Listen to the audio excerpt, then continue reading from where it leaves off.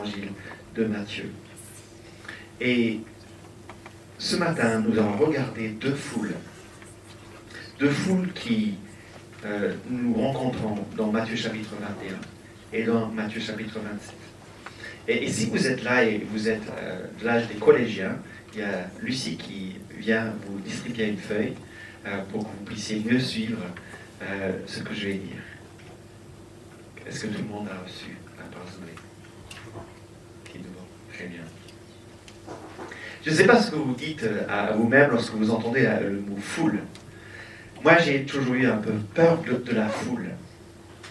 À part peut-être les foules au match de football, où j'allais avec mon père et mes frères, souvent le samedi après-midi, et on allait ensemble au match de football. Et là, j'aimais bien la foule. Quoique, parce que la foule, parfois, ça produisait des effets un peu spectaculaires. Des personnes âgées qui commençaient à hurler sur l'arbitre, sous l'effet de la foule. C'était quand même surprenant. Et parfois, mon père même, que je respectais, normal que je respecte encore, il disait des choses à l'arbitre. Voilà, j'en passe. Mais pendant mon enfance également, mon pays traversait une sorte de guerre civile, avec des attentats assez réguliers en Irlande du Nord. Et associé à cela, des mouvements sectaires, avec des marches tous les mois de juillet. Et j'ai une image à l'écran d'une de ces marches. Et lors de ces marches-là, j'avais l'impression que les personnes qui étaient dans ces marches-là voulaient à la fois afficher leur identité de manière très forte, mais aussi afficher leur identité contre les autres identités qui peuvent exister. Et donc c'était à la fois identitaire, sectaire, mais aussi quelque chose d'assez difficile à cerner pour moi. Et donc, lorsque les manifestations ont lieu ici en France, et c'est souvent le cas parce qu'il y a souvent des manifestations en France, moi je repense à mes expériences de jeunesse et j'ai du mal à descendre dans la rue. J'ai du mal à m'associer à des mouvements de foule comme ça, parce que justement je suis un peu allergique à ça. Il y a des foules évidemment que nous aimons beaucoup. Cette image-là de la foule sur les Champs-Élysées après la victoire de la Coupe du Monde en 98. Qui n'aime pas cette foule-là? Ah, magnifique. Et voilà, cette année aux États-Unis, qui sait, peut-être 3e étoile pour l'équipe de foot de France. Ou bien des foules comme celle qui est à l'écran derrière moi, des foules comme Pression, des mouvements des droits civils, par exemple, aux États-Unis. Cette foule-là, on l'admire quelque part, parce qu'elle est là et elle s'affiche pour la bonne cause.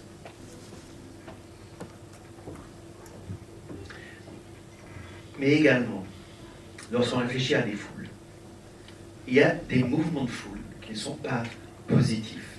Qui n'a pas connu l'effet des mouvements de foule au collège ou au lycée? On décide d'un point de vue sur une camarade, sur un sujet, et tout le monde suit sans réfléchir. C'est la pression des pairs. C'est difficile de vivre ces moments-là. Et depuis une décennie ou moins, les foules en présentiel sont rivalisées, sinon dépassées par les foules en ligne. Ces chambres d'écho qui confirment et radicalisent les points de vue de ces adhérents, qui vont s'enflammer et participer parfois à des lynchages médiatiques sur les réseaux sociaux.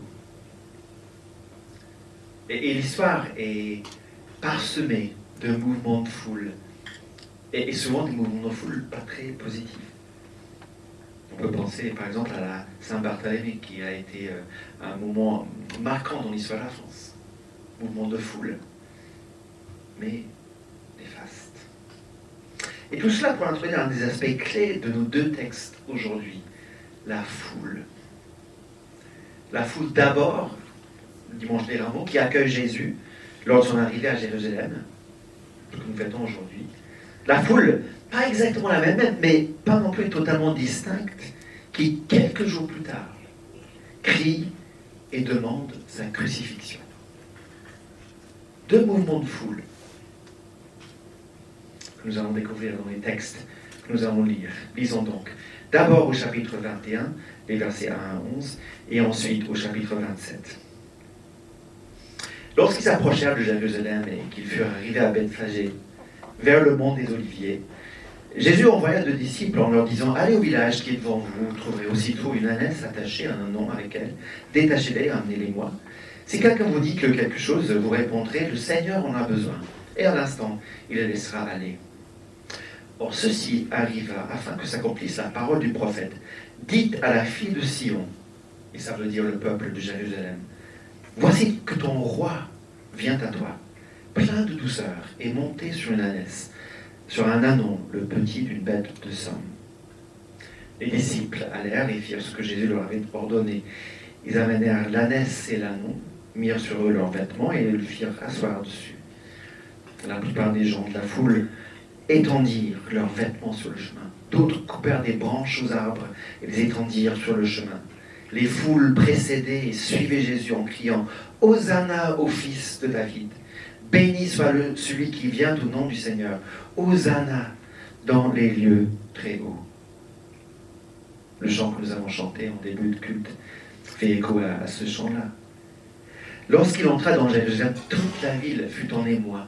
Et l'on disait « Qui est celui-ci » Les foules répondaient « C'est Jésus le prophète de Nazareth, en Galilée. » Maintenant, quelques jours plus tard, dans le chapitre 27, les versets 11 à 26, Jésus comparut devant le gouverneur. Le gouverneur l'interrogea en ces termes. « Es-tu le roi des Juifs ?» Jésus lui répondit. « Tu le dis. » Mais il ne répondit rien aux accusations des principaux sacrificateurs et des anciens. Alors Pilate lui dit, « N'entends-tu pas tout ce dont ils t'accusent ?» Et Jésus ne lui donna de réponse sur aucun point, ce qui étonna beaucoup le gouverneur. À chaque fête, le gouverneur avait coutume de relâcher un prisonnier, celui que demandait la foule. Ils avaient alors un prisonnier fameux nommé Barabbas. Quand ils étaient assemblés, Pilate leur dit « Lequel voulez-vous que je vous relâche, Barabbas ou Jésus appelé le Christ ?» Car ils savaient que c'était par jalousie qu'ils avaient livré Jésus.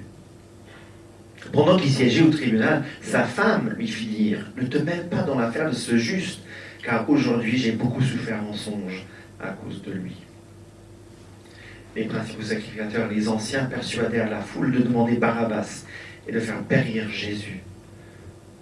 Le gouverneur prit la parole et leur dit « Lequel des deux voulez-vous que je vous relâche ?» Ils répondirent « Barabbas !» Pilate leur dit « Que ferai-je donc de Jésus, appelé le Christ ?» Tous répondirent qu'il soit crucifié. Le gouverneur dit « Mais quel mal a-t-il fait ?» Ils crièrent encore plus fort qu'il soit crucifié.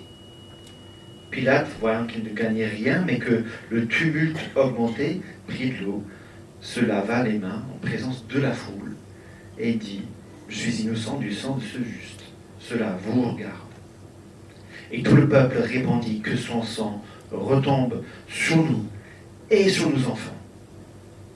Alors Pilate le relâcha Barabbas et après avoir fait flageller Jésus, il le livra pour être crucifié. Nous allons regarder ces deux textes dans 3 temps.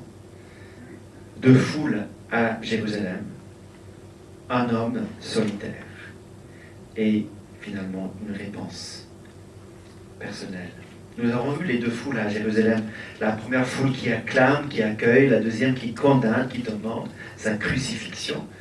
Pour résumer, une première foule qui dit « louez-le », une deuxième foule qui dit « clouez-le à la croix ». On va regarder de près ces 2 foules pour voir ce qu'il en est pour nous. D'abord, 2 foules donc à Jérusalem. Le récit ouvre avec la préparation de Jésus pour aller à la Pâque juive.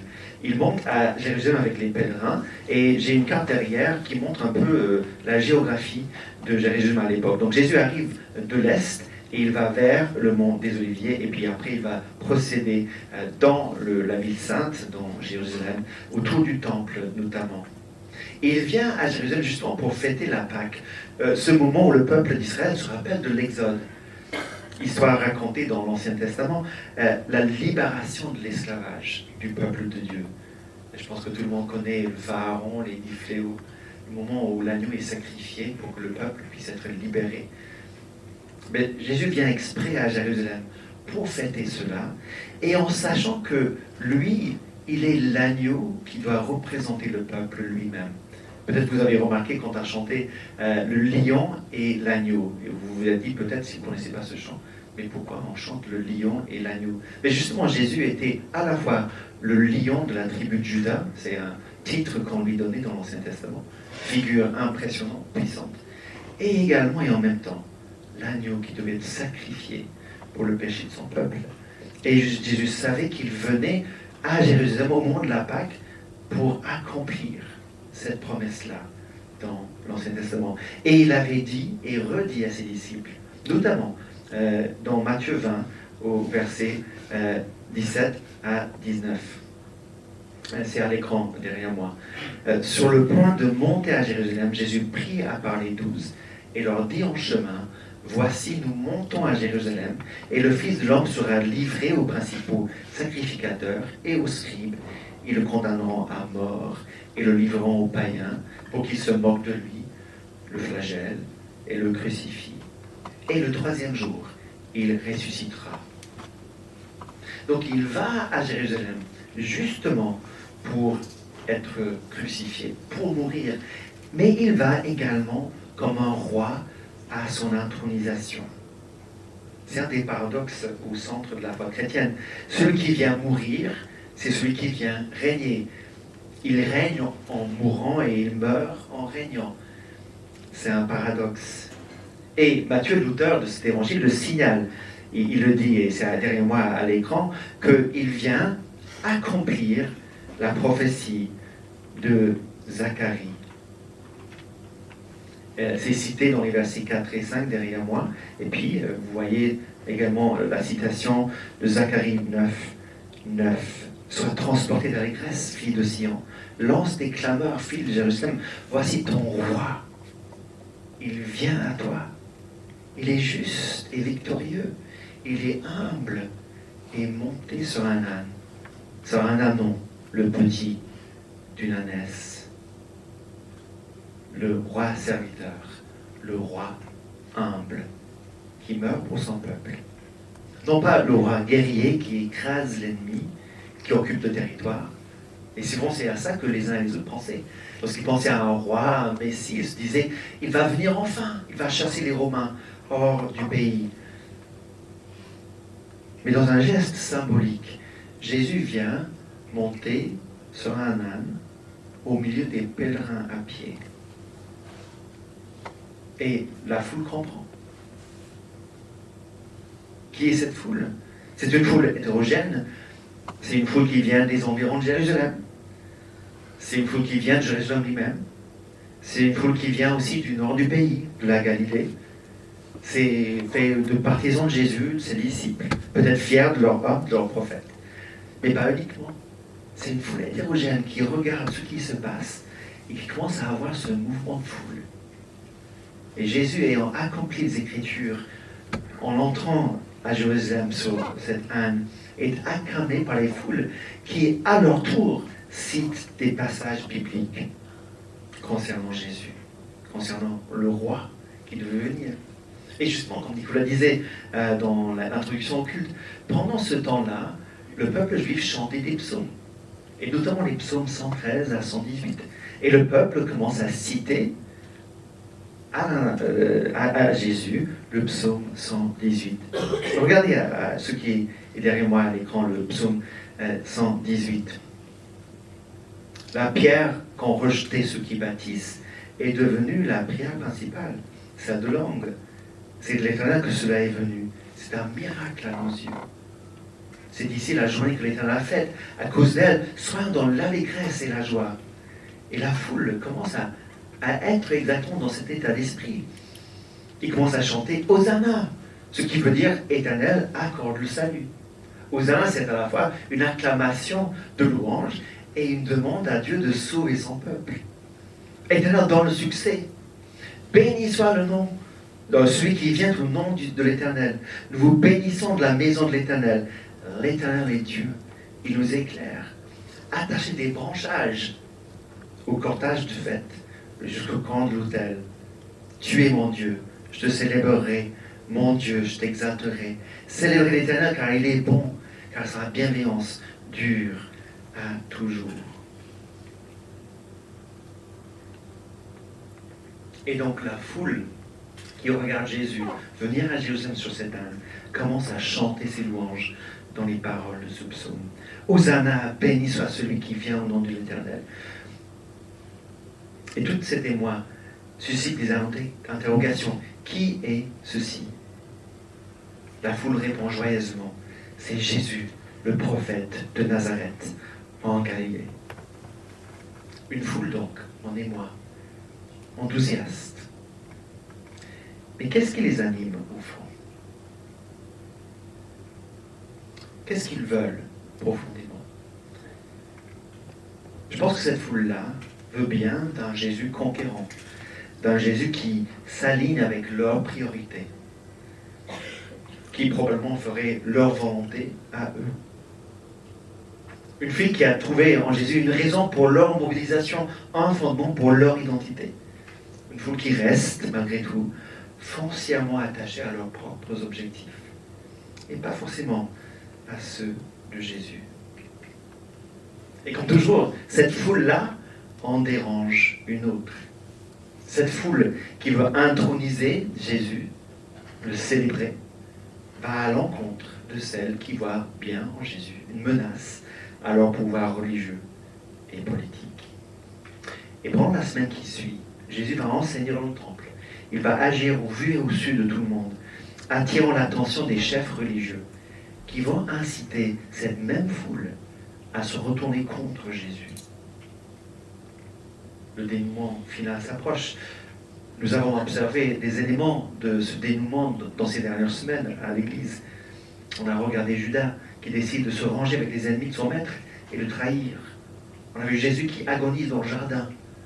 On a vu ses disciples qui ne comprennent pas sa mission et qui prennent la fuite après s'être endormis dans le jardin de Gethsémani. On a vu les chefs religieux qui le condamnent injustement devant le Sanhédrin, la cour religieuse. On a vu ces mêmes personnes monter contre lui des accusations de sédition et de révolution. Il prétend être le roi des Juifs, celui qui est venu inaugurer l'insurrection contre le pouvoir des Romains. Et sur ce motif, il traîne devant Pilate, le gouverneur, ce Jésus que la foule a tantôt aimé, qui va maintenant condamner. Et là, la foule commence à tourner.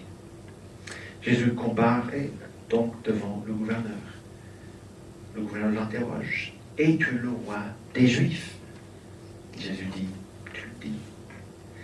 Mais par la suite, il ne répond à aucune des accusations des foules, des chefs religieux. Et le gouverneur est impressionné. Lorsque c'est marqué dans le verset 14 que cela étonna beaucoup le gouverneur, cela veut dire qu'il était impressionné en bien. Ce Jésus-là, accusé faussement, qui a la foule maintenant contre lui, domine malgré tout la scène avec sa présence. On va y revenir. Et après, on voit encore une fois la puissance de la foule. Verset 15, à chaque fête, le gouverneur avait coutume de relâcher un prisonnier. Il savait très bien, Pilate, qu'ils étaient le pouvoir occupant. Et donc, pour pallier la foule, il veut donner un cadeau. Un prisonnier relâché à la demande de la foule. Et donc, il propose Jésus comme prisonnier à relâcher. Il contraste avec Barabbas. Barabbas, un prisonnier notoire, un homme violent et meurtrier. Et Matthieu nous montre la puissance de la foule, parce que face au choix entre un homme violent et meurtrier, ce Barabbas, c'est Jésus, enseignant de la paix, exemple de l'amour, puis son fond de compassion et de bonté. La foule, elle, choisit Barabbas. La foule choisit la mort. La foule condamne la vie en personne à mort. Et pendant tout cela, la femme de Pilate, dans une scène célèbre, fait part de son rêve concernant Jésus. Il est innocent. Ne te mêle pas de cette affaire-là. Cette femme-là, elle représente la conscience que la foule n'a pas. La conscience que la foule manque cruellement. elle tente d'intervenir, mais sans réussite. Au contraire, verset 20, la foule entre dans une sorte de frénésie incontrôlable, suscitée par les pouvoirs politiques et religieux. Les principaux sacrificateurs et les anciens persuadèrent la foule de demander Barabbas et de faire périr Jésus. Et s'enchaîne une conversation, une discussion entre le gouverneur et la foule. Et à chaque fois, dans les va-et-vient entre le gouverneur Pilate et la foule, on voit la frénésie, la folie de la foule prendre le dessus. Ils veulent Barabbas. Ils veulent crucifier Jésus. Ils veulent assumer la responsabilité, la culpabilité de cela. Non seulement eux, mais leurs enfants. Peu importe les conséquences, pour nous, pour nos enfants, qu'ils soient crucifiés. Deux foules à Jérusalem. La première qui dit « louez-le ». Et la deuxième, en partie la même, qui dit « clouez-le à la croix ». À Jérusalem, il y a 2000 ans, deux foules nous offrent un miroir pour notre âme. Et moi, j'ai peur de regarder le reflet. Qu'est-ce que je vois dans ces deux foules? Est-ce que je me vois dans ces deux foules? Et donc, c'est avec un certain soulagement que je nous invite à regarder le personnage solitaire, l'homme solitaire, qui, malgré son silence et sa retenue, domine malgré tout ces scènes tumultueuses. Un homme solitaire. On m'a parlé récemment d'une influenceuse qui s'appelle Molly Burke. Elle est canadienne, je pense. Elle est aveugle. Elle est très présente sur les réseaux sociaux. Elle a été interviewée à Saturday Night Live et compagnie. Ça ne me surprend pas que vous ne la connaissez pas. Peut-être que vous la connaissez, et c'est très bien. Et si vous ne la connaissez pas, je l'ai découvert assez récemment. Le bruit courait qu'elle avait un petit ami. Et tout le monde lui demandait, donc sur les réseaux sociaux, montrez-moi votre petit ami. Elle a refusé, en disant qu'elle préférait que les autres le voient comme elle le voit, à savoir pas avec les yeux physiques, mais avec les yeux de l'imagination. Je veux que vous le voyez tel que je le vois. Et donc au lieu de poster une photo, elle a parlé de son petit ami. Et je trouve ça très touchant. Et j'ai vu aussi que c'est exactement ça que Matthieu veut faire dans son évangile. Il veut que nous voyions Jésus tel que lui le voit. Et à vrai dire, j'aimerais bien que chacun voie Jésus comme moi je le vois. Je ne l'ai jamais vu de mes propres yeux physiquement. Mais je pense que je connais Jésus. Et j'aimerais que chacun voie Jésus tel que je le vois. Et en fait, cette Église existe afin que ceux qui ne voient pas encore Jésus, tel que la Bible nous le présente, puissent le découvrir tel qu'il est. Qui est donc ce Jésus? Quel est le portrait que Matthieu nous brosse de cet homme unique au monde? Pour ceux qui ne connaissent pas, notre Église, depuis le mois de décembre, on parcourt l'évangile de Matthieu pour découvrir justement qui est ce Jésus que Matthieu veut qu'on découvre tel qu'il le voit. Et depuis le début de l'évangile, Matthieu attire notre attention sans cesse sur les attributs uniques, magnifiques de Jésus. Il est celui qui vient accomplir les promesses faites à Abraham pour bénir toutes les nations. Il est celui qui vient en roi parfait. Il est celui qui vient mettre fin à l'exil. Il est celui qui vient comme lumière des nations. Il vient écraser le mal. Il vient accomplir la loi. Il vient aimer Dieu et aimer son prochain parfaitement, comme nul autre n'a aimé avant ni après. Il vient enseigner la morale et l'éthique comme nul autre également. Nous avons regardé ensemble les béatitudes. Quelle sagesse, quelle profondeur d'enseignement. Il vient être Dieu avec nous. Il est notre représentant, il est notre substitut. Il est solidaire parfaitement avec nous, dans notre misère, dans notre péché, dans notre mal. Il est avec nous constamment. Il nous aime, il nous soutient, il nous pardonne, il nous guérit, il nous comprend. Il est plein de compassion, de miséricorde, de patience, de bonté. Il vient boire la coupe de la colère de Dieu pour sauver de la condamnation tous ceux qui mettent leur foi en lui. Nous l'avons vu dans le jardin de Gethsémane. Par sa naissance, sa vie, sa mort, sa résurrection, son ascension, son règne, son retour, il nous sauve, il nous transforme. Il est Dieu avec nous. Il s'appelle Jésus, car il sauve son peuple de son péché. Tous ces aspects se confirment dans les deux passages que nous avons lus tout à l'heure. J'ai mis à l'écran quelques extraits des passages. Jésus envoya. Jésus est au contrôle de toutes choses. Il est le Seigneur. Il est le roi qui vient, plein de douceur, monter sur une ânesse. Les gens chantent, peut-être sans le comprendre, Hosanna au fils de David, mais Jésus est véritablement celui qui vient sauver, celui qui vient en tant que fils parfait de David comme roi parfait. Il est Jésus le prophète. Effectivement, il est Jésus qui, sans un mot, domine la scène devant le tribunal, qui impressionne Pilate. Il est celui qui vient être crucifié.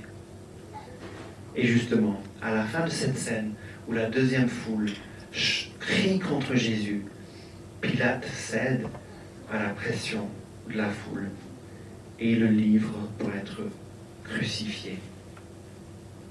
Et le livre pour être crucifié. Je ne sais pas si on se rend compte de la crucifixion, de ce que ça veut dire d'être crucifié. On en parle comme cela parce qu'on a l'habitude, depuis 2000 ans d'histoire, de parler de la crucifixion. Mais regardez ce que Cicéron, auteur romain, disait par rapport à la crucifixion. Je ne vais pas lire le latin parce que je ne lis pas le latin, mais j'ai traduit heureusement en français pour ceux qui ne parleraient pas latin. Il dit que c'est l'ultime, l'extrême supplice des esclaves. Autrement dit, c'est le pire des supplices, c'est le pire des peines de mort. C'est le supplice le plus cruel, le plus terrifiant qui soit. Lorsque les Romains pensaient à la croix, ils se disaient, il ne faut même pas y penser. C'est tellement horrible.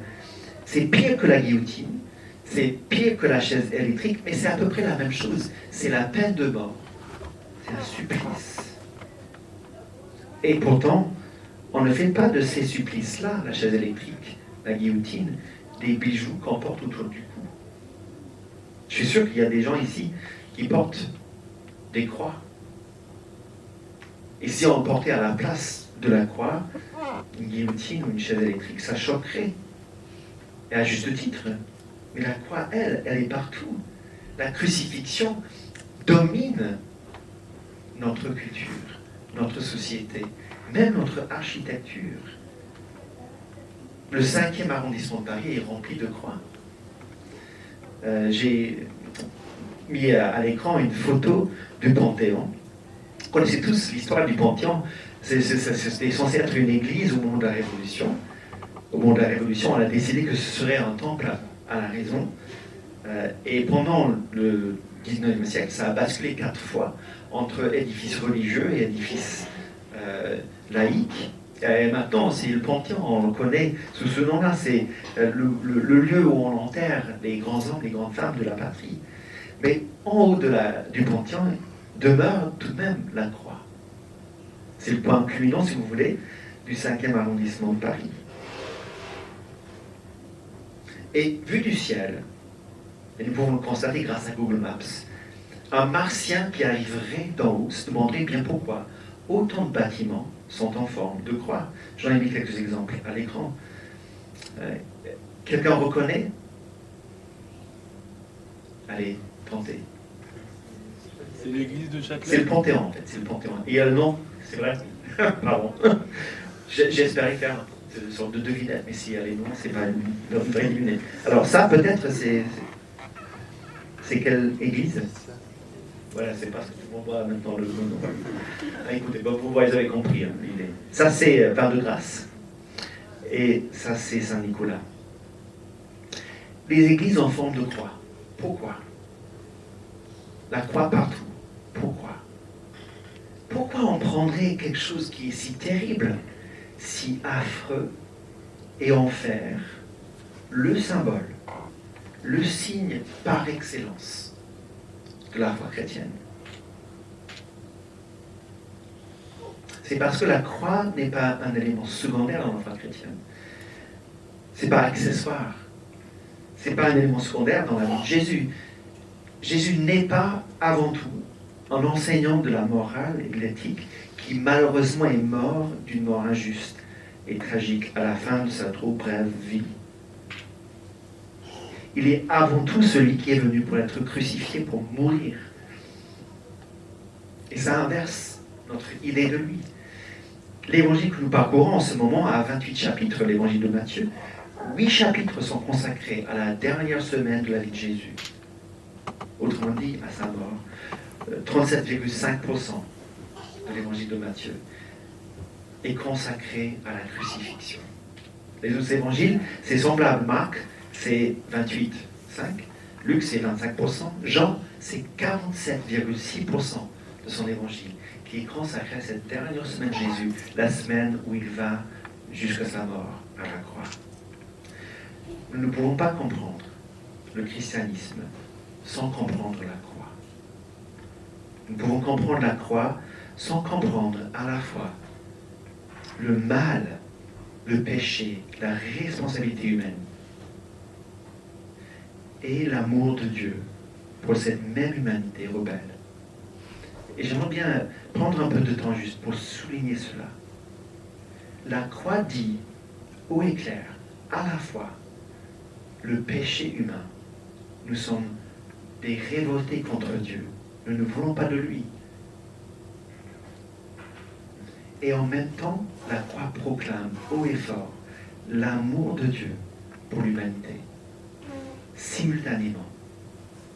Et quand je regarde la croix, quand Matthieu dépeint la croix, nous voyons Jésus tel que Matthieu voulait qu'on le voie. Celui qui vient parce que le péché est grave, et cela mérite la condamnation de Dieu, et cela est vrai pour moi et pour vous et pour tout le monde. Et en même temps, la croix représente au plus haut degré l'amour insondable de Dieu pour nous. Et la croix, c'est le symbole qui le résume parfaitement. Et cela nous conduit à notre troisième temps. Brièvement, quelle réponse convient à tout cela? Une réponse personnelle. Nous répondons tous d'une façon ou d'une autre. Les deux foules nous donnent des indices. Parfois, nous sommes animés par un enthousiasme débordé. Parfois, dans les cultures, les gens s'enflamment pour Jésus, pour Dieu, pour l'idée de Dieu. Parfois, nous sommes animés par la haine, par le fait d'être contre ce que Dieu représente dans la vie. Parfois, nous sommes animés par une sorte d'indifférence qui est finalement influençable dans un sens ou dans un autre, selon la foule dans laquelle on se retrouve. Et en nous confrontant à ces deux foules-là, Matthieu veut nous conduire à nous positionner, nous personnellement, en connaissance de cause. C'est l'âme humaine face à son Créateur, devant la transcendance de Dieu qui nous dépasse, devant également cette proximité de Dieu qui se révèle dans la vie de Jésus, celui qui a pris forme, qui a pris chair pour nous. Cette âme humaine, je ne sais pas si vous savez que vous avez une âme éternelle, qui est censée trouver la relation avec Dieu comme fondement de son existence. Chaque être humain est d'une valeur inestimable parce que chaque être humain a cette âme éternelle qui est censée être en relation avec Dieu. Et cette âme que nous avons, qui est notre fort intérieur, notre vrai nous, trouve son reflet dans ces deux foules à Jérusalem. Nous voulons, et en même temps, nous ne voulons pas de Dieu. Nous le voulons parce qu'il fonde notre existence. Voltaire a dit, si Dieu n'existait pas, il faudrait l'inventer.